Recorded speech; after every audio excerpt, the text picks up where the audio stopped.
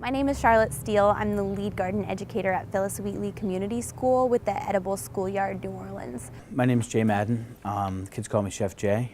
I am a chef educator here at Arthur Ashe Charter School and a part of the Edible Schoolyard, New Orleans team.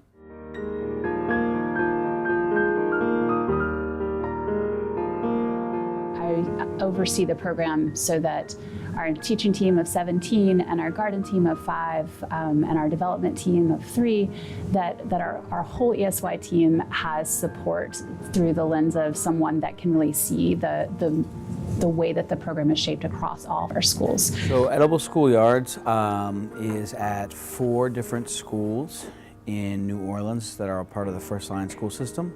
2 of those schools have just gardens, and then 2 of them have gardens and kitchen, and Ashe is one of the ones that has a garden, greenhouse, and a kitchen, and I work in the kitchen here. We deliver 5 classes a day that are planned and based on a greater curriculum with an Edible Schoolyard. We teach grades K through 8 here. I'm one of 3 chef educators that work in the Ashe kitchen. A big part of what we do in the garden is not only supporting their classroom academics, but also providing opportunities for kids to get to know each other better and get to know themselves better, making them better, stronger self-advocates, especially for kids who are going through a lot of stress in their personal lives. Having another environment where they can feel calm, nourished, taken care of is a really huge and important aspect of our program to the First Line Network.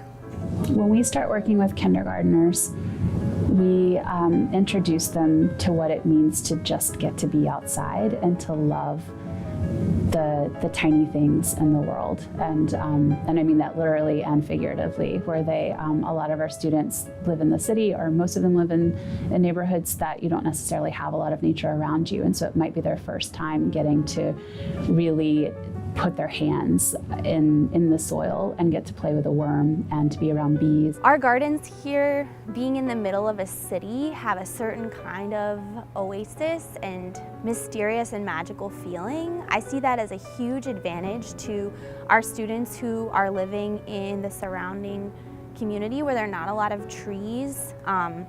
It's hard for us to grow trees here too. Shade is something that we have a hard time with just from our space limitation. But to be able to step into our garden while 25 tourists are in line for Willie Mays, you know, so-and-so neighbors pulling their jukebox down the sidewalk, the trash truck is driving by. There's so much happening in an urban environment that it makes the sacredness of a natural space that much more special. Younger kids obviously have a little bit more hands-on and a little less cooking, so they may just be dumping different ingredients in and stirring it around. And then the older kids are actually getting into knife skills, understanding how to balance flavors, understanding how to utilize fats and acids, and a number of different cuts that they might do with knives, as well as the nutritional value of the food that they eat. Starting with our tiniest friends, pre-K all the way through 8th grade, we start to instill this curiosity and love of what's around them. It's really hard to discount something that you care for, and so I think that's really where we do the most work. We certainly have all kinds of lessons that start as the kids age to make it more overt of that work and the mission of how important it is for us to be stewards of our community and stewards over the environment. But I think probably what lives the deepest is just once you love something, you take care of it. We work really hard to share the ownership of the garden with our students. When students walk into the garden and they see a piece of trash, they intrinsically feel motivated to contribute and help keep the garden clean, even if it's not something that they themselves have dropped. Within any ESY classroom, our #1 goal is to both promote actual physical safety of the students that we have, but additionally like emotional safety. Creating a place where kids can feel comfortable to be themselves, to let loose a little bit, and also a place where kids have built a bond of trust and mutual respect with the teachers that serve them. We're always growing. I think anyone that works for Edible Schoolyard is a lifelong learner, and we're all deeply committed to growing and developing as individuals, as educators, as stewards of the program, and as leaders in our school network. I do believe that the work we're doing improves the lives of kids we work with, and just anybody who sets foot in our garden in general.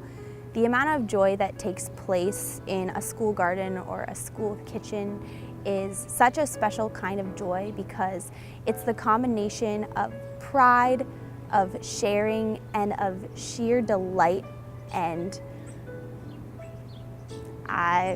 just smile.